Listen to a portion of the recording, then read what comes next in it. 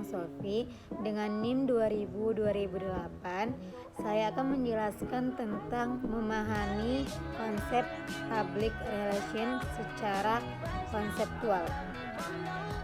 Public relation adalah mata kuliah wajib yang dapat berdampak baik kepada kita tidak hanya ketika saudara atau kita bekerja di dalam suatu lembaga atau organisasi manapun, tapi konsep kehidupan public relation itu bisa diambil dan dibawa dalam kehidupan secara personal, artinya tahap demi tahap proses, bagian tujuan dan syarat perilaku dari seorang public relation officer ketika Anda memanfaatkan menjadi bagian dari diri Anda sebenarnya akan menjadi satu kunci sukses untuk melangkah dan melakukan apapun dalam bentuk kehidupan yang lebih baik selanjutnya.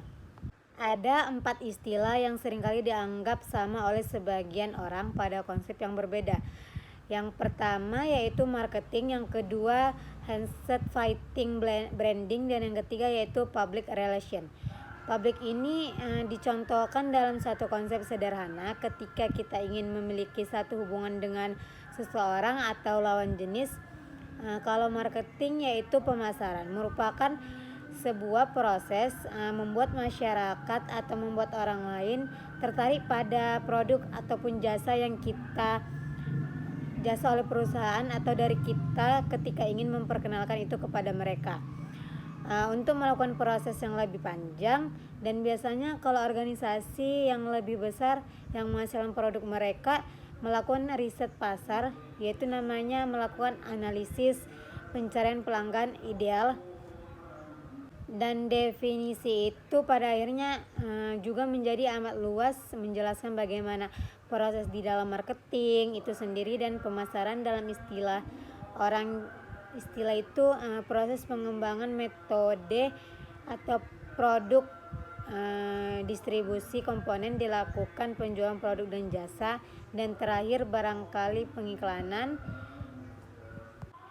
Jadi masalah dalam marketing ini fokusnya pada bagaimana kita meyakini orang lain agar mau menjual produk yang kita pasarkan kepada mereka. Ketika seorang laki-laki ingin meyakinkan kepada seorang perempuan bahwa dia adalah laki-laki yang baik, laki-laki yang pantas, laki-laki yang setia, dan yakin untuk menjadi pasangan hidup oleh perempuan tersebut, mau tidak mau dia harus meyakinkan dirinya sendiri, harus menjelaskan bahwa dirinya baik, bahwa dirinya pantas untuk perempuan tersebut. Atau bisa juga disebut yaitu menjual diri sendiri. Dengan strategi itu kadang-kadang muncul istilah fastbender, artinya yaitu rayuan gombal. Rayuan gombal ini pun bisa muncul karena tujuan utama dari marketing adalah penjualan, meyakinkan, mengenalkan sesuatu dalam bentuk produk atau jasa kepada orang lain sehingga orang lain tersebut mau membeli atau memakai jasa yang sudah kita tawarkan.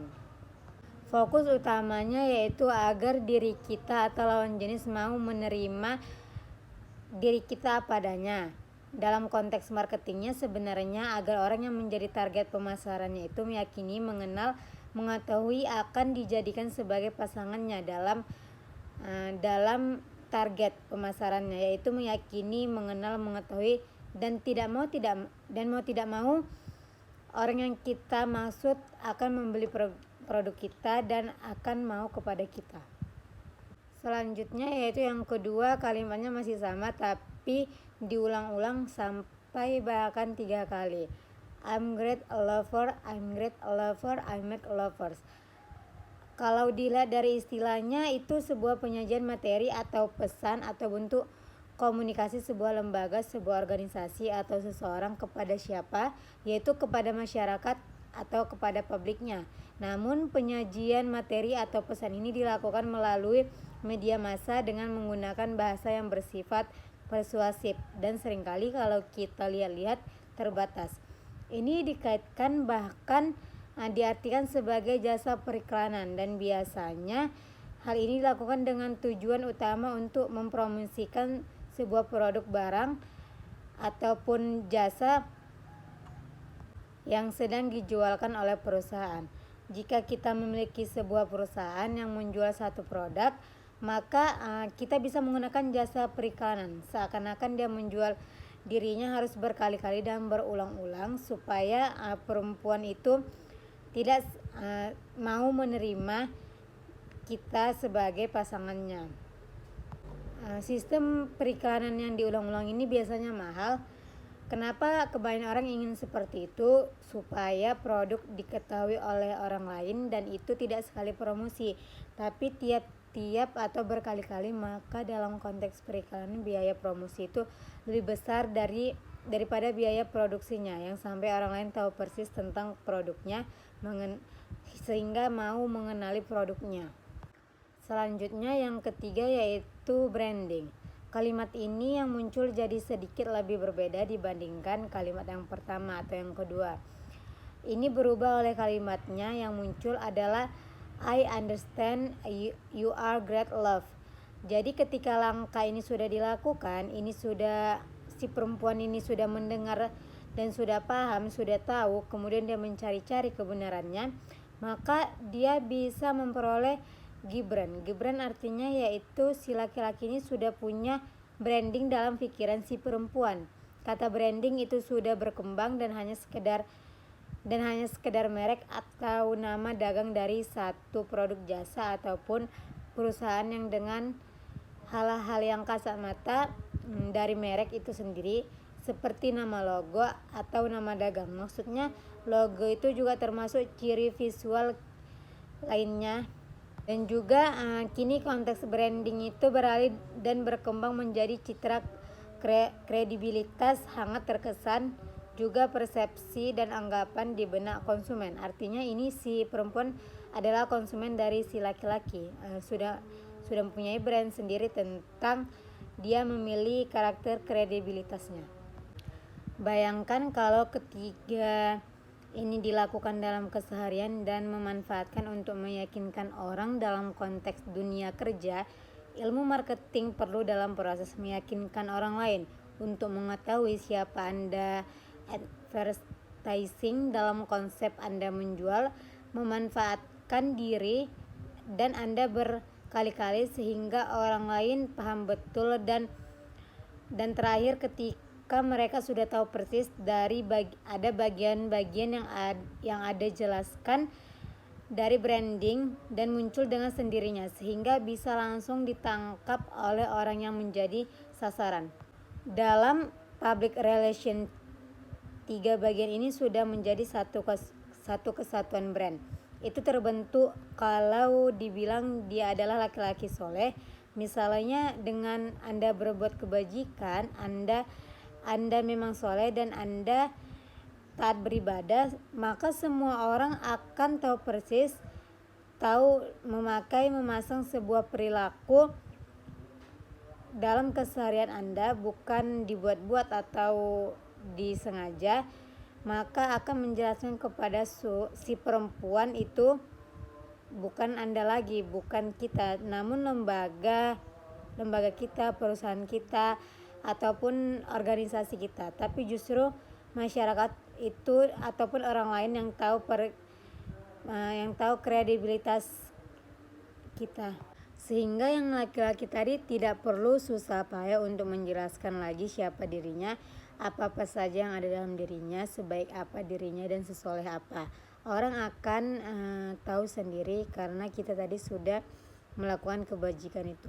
Dalam konsep umum, the public relation ini perlu diketahui bahwa ada satu proses yang sangat terkenal dari Mertens yang mengidentifikasikan 4 stage yang diberi nama dengan RACE. Ini merupakan singkatan dari Research, Action, Communication, dan Evaluation.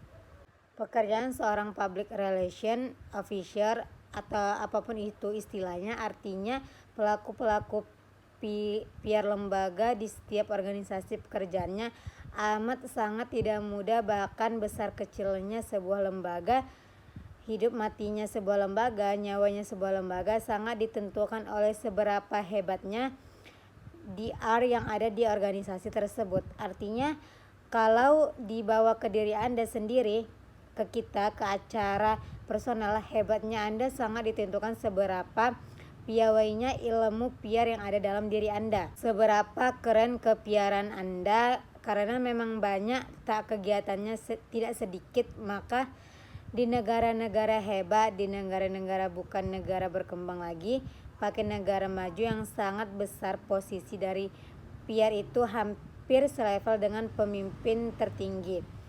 Agak sedikit berbeda dengan yang berkembang di Indonesia yang humas dalam tanda kutip, baru bagian jadi terletak di bagian terkecil. Gini jika pekerjaan juga dianggap kecil, tapi kalau public relation itu hampir satu level dengan pemimpin tertinggi.